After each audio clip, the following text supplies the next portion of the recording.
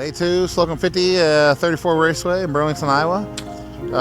Wasn't horrible last night, wasn't great. So just gonna throw some more stuff at the car today, see what we come up with. Hopefully something goes. We're all kind of battling that new tire, change the feel, trying to figure out what we want there. And then, yeah, just part of it, I guess. But we'll see what happens. Hopefully we can draw good and get a good qualifying lap done and start farther towards the front tonight. I think it's 55 laps, so yeah.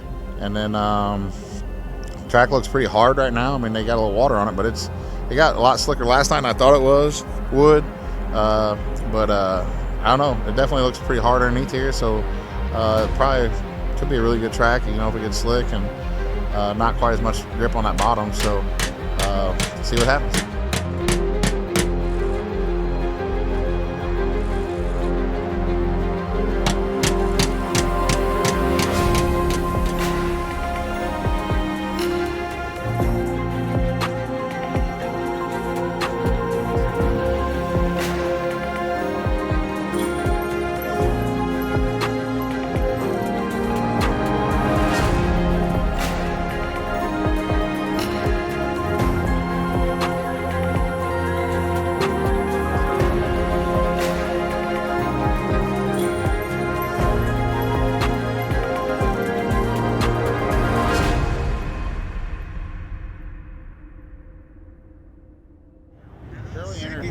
A little bit off of it down in 1 and 2, and then slid up to it and exit right. Yeah. And then 3 and 4 is the same thing. He went in there and turned down. Just a bump below it and then hit it and turned. He didn't turn down, but he didn't stay in it. He just came down out of this line a little bit. Like he wasn't up that high. He was in that brown. Yeah.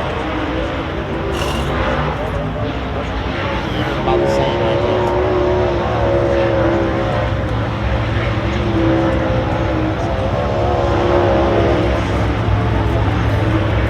Up where you were yesterday.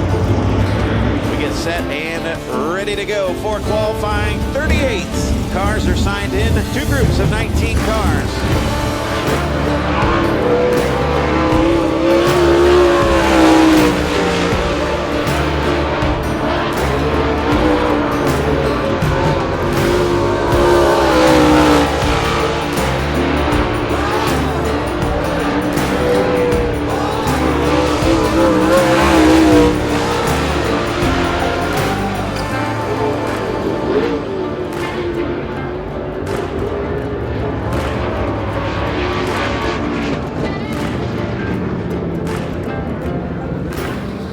Fager will be 5th, 15.700. Okay. Huh? The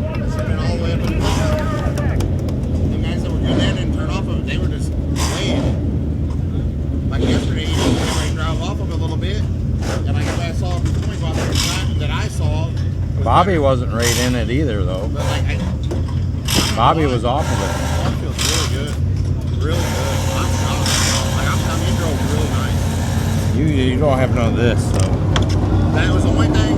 It's like when I do circulating heater methods, like the guys are just jumping in and hammered it. I can't just do that. Well, yeah. I don't know. That's all I can do. Do them, get the whisper out.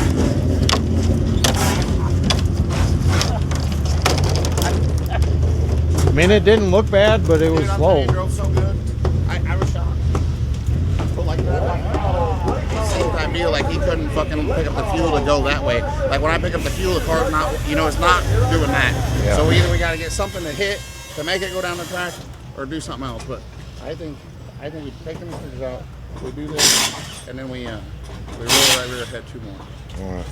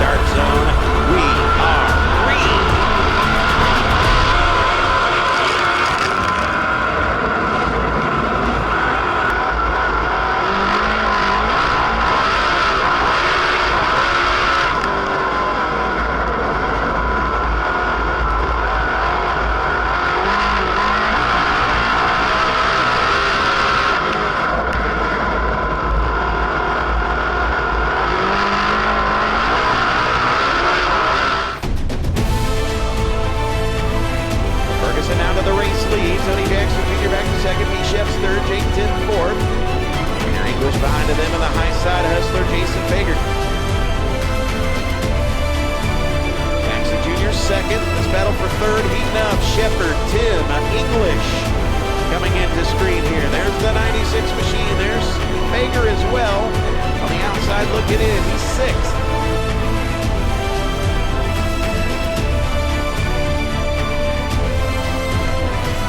English comes out fifth, Bath sixth, seventh Fager, eighth Furman, and ninth Mark Voigt. Oh, I know. When you that first go, I'm like, we're fucked. That's even worse. Oh, that's awful. You need to go back the other way.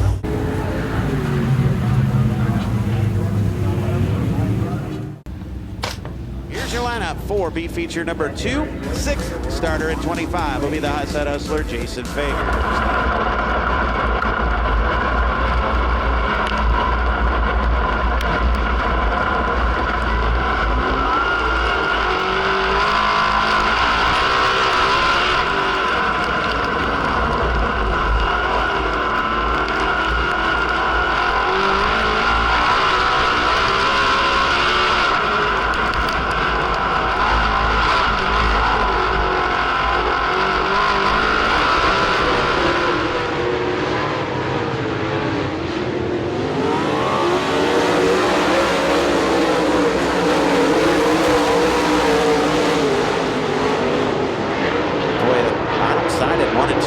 The way to go. Can somebody get the high side at 3 and 4 going?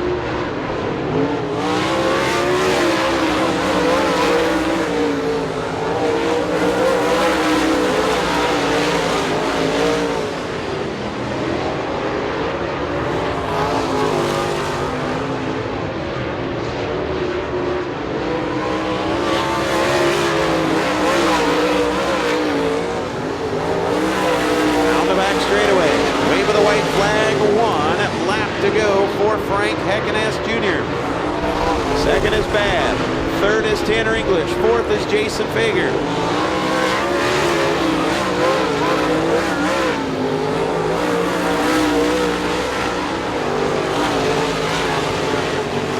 So Tanner English gets a provisional. So does Jason Fager. The high side hustler is in, and Chris Simpson. Yeah, that's what I was saying. 23 or 24 at least. Huh? Yeah. I would dump another 5 in it. I already sprayed it. Yeah, but is it going to come to you later?